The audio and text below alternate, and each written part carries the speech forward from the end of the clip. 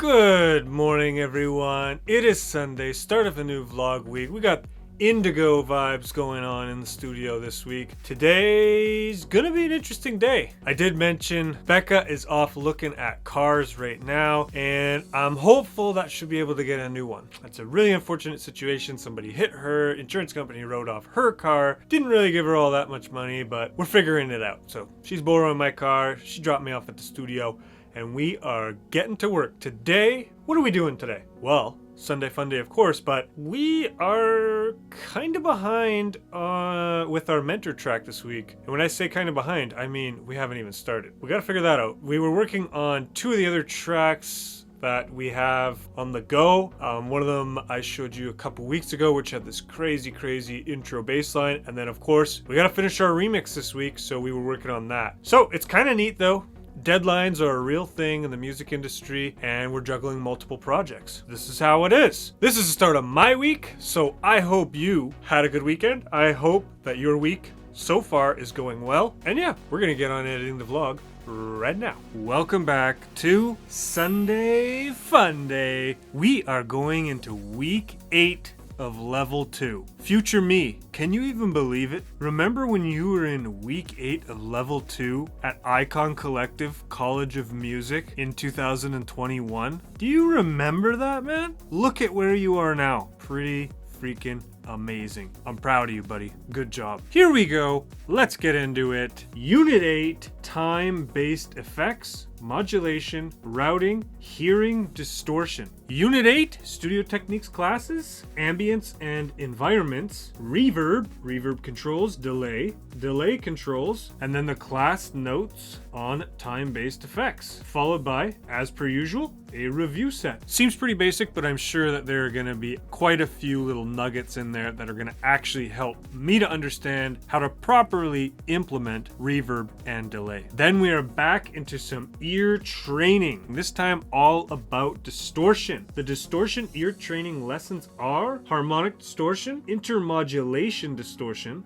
distortion amount, hard clipping and soft clipping, and then the class notes on distortion. Up next, we got a keys playing assignment. So no keys lessons this week. We're just straight into triadic inversions in E minor and G major. Moving forward, we have our synthesis classes. My new favorite thing, used to be keys, now it's sound design, subtractive synthesis. This week's synthesis classes are modulation sources and targets. In this synthesis lesson, you will explore modulation sources, modulation destinations, how to map modulation sources, how to decode a variety of modulation matrices. Matrices? Sure. And the classes basically reflect that. Modulation matrix, using modulation to evolve sound over time, modulation routing, and then sound recreation assignment number 4. Love it. That'll be the 4th sound design, sound recreation assignment that we've done. We're doing really well with them. It really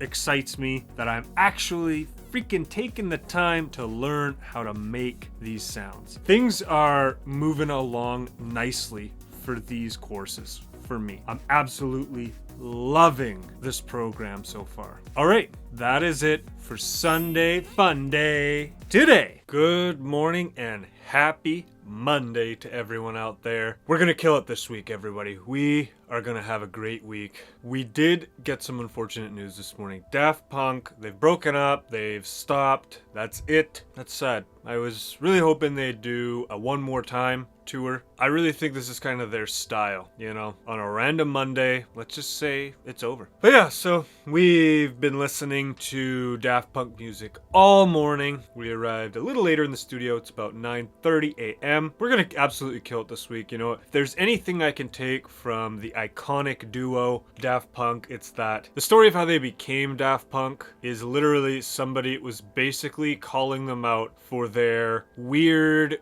crappy, nobody's gonna like this music. No joke. And somebody on one of the classic dance music forums back in the day basically said, like, who do you think you are? A couple of daft punks, like literally calling them daft. And they are absolute pioneers with resampling.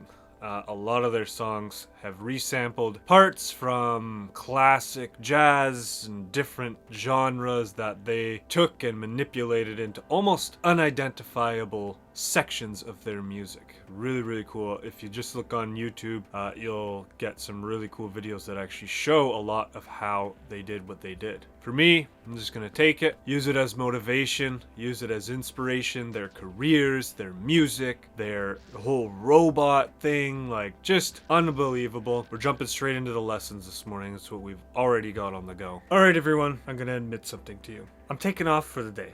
Early. With this whole sharing car situation that Beck and I have going on, I have to postpone Mental Health Monday tomorrow. And I know, I've done a Mental Health Monday every week since October, but we're not stopping. We're not skipping a week. Mental health is the most important subject ever, in my opinion. The way that people react to things, the way they feel on the inside, spiritually, physically, mentally, all encompasses mental health. But we're taking off. We got some running around to do. Like I said, this car sharing situation isn't ideal, but that's how it has to be. So one other good point, though, is we basically finished an entire unit in one day. I don't know what happened. I just kept going. We got a couple reviews that are ongoing and just the synthesis classes to go. Definitely an easier unit, but I'm feeling really good about that. So we got lots of time. We don't have to stress. We gotta go do our running around. We got some errands, all that kind of stuff. See you tomorrow. Well, hello there. It is Tuesday morning, February 23rd, and we didn't just finish yoga. Unfortunately, Brooke has a little injury. She couldn't do yoga. So we're in the studio super early, made ourselves a coffee, and we're just chillaxing. Anyways, we're gonna jump into Mental Health Monday here. Welcome back to Mental Health Monday on a Tuesday. And today, I am going to talk about smudging. What we have here is some Palo Alto. It's a wood. I know it looks all burnt, but it smells really, really good. And then, of course, a big bundle of sage. And then it's customary to do this in a large clamshell. So smudging is basically a practice to purify the energy in a room. And I know you're probably already like, yeah, this sounds like some hippie voodoo stuff and I ain't into it. But let me tell you, I used to laugh when I would hear that people were doing stuff like this. The thing that I use this the most for, and what I talk about a lot on my vlog, is intention. The prayer, the mantra, the quote that I have that I like to say, especially being in my studio, which is a place of creativity. It's a place that I need the atmosphere and the energy, and when I step into the room to feel good. In no way is the way that I do this probably the right way or the traditional way. This is just something that I've adapted in my own little way for my spiritual practice. So I apologize out there if I'm not going to do smudging justice, but this is just my little rendition, my little version to basically put me in a clear, positive headspace so I can be more creative in my studio. I do suggest if you have a door or a window, like maybe to crack it, because sometimes it can get quite smoky. One of the keys for me in creating this intention, when you go to light the material, so you simply take the match or the lighter, you light it. When you see it sort of ignite, because sometimes it just kind of burns, it doesn't actually light on fire. As soon as you think that it's enough, you turn off the lighter and then it will burn for a certain amount of time. Legend says that the time that it takes to burn and then extinguish is basically the vibe and how much cleansing your room actually needs. I like to argue that this is actually doing something. Whether it is or isn't is somewhat irrelevant, because this is about the intention that I'm setting to cleanse the room, to be more creative, to be in a non-judgmental place, just to feel good in this space. So here we go. She's burning. Let's see how long it takes to go out. It's already out. Now we've got a bunch of smoke happening, and so here's what you do. They say to cleanse yourself first. So start with the head, go to the heart, do your arms, do your hands, and you're just wafting. Just wafting the smoke. Go around back, do the legs. Make sure you take some, put it on your feet. I know it seems silly, but really you're setting the intention, you're clearing this space, and it's all about gratitude. So, I'm grateful for my feet, They take me places. I'm grateful for my heart. It allows me to live. I'm grateful for my head. It allows me to think. We're kind of connecting the different parts of the body by doing this. And now you can walk around the room and you can basically, I hate to say this word, but you almost kind of bless the room and the materials and the things that you're going to be using. So here's my DJ equipment. I'm over here at my keyboard. So if you look, I'm just kind of wafting the shell. And so a lot of the times when I'm walking around, I will say this prayer. I'll just read you the prayer. It's on my computer. Creator, great mystery, source of all knowing and comfort, cleanse the space of all negativity. Open our pathways to peace and understanding. Love and light fills each of us and our sacred space. Our work here shall be beautiful and meaningful. Banish all energies that would mean us harm. Our eternal gratitude. I love it. I absolutely love it. That whole prayer kind of encompasses everything that I explained. This brings me a sense of wellness, a feeling of positivity, and now I've set my intentions, I've smudged the room, all of my stuff has this good energy, all the other negative crap from outside stays out there, and I am ready to be creative. Just wanted to show you one of my other little rituals that I do to get myself into a healthy, positive mindset. All right, that is it for Mental Health Monday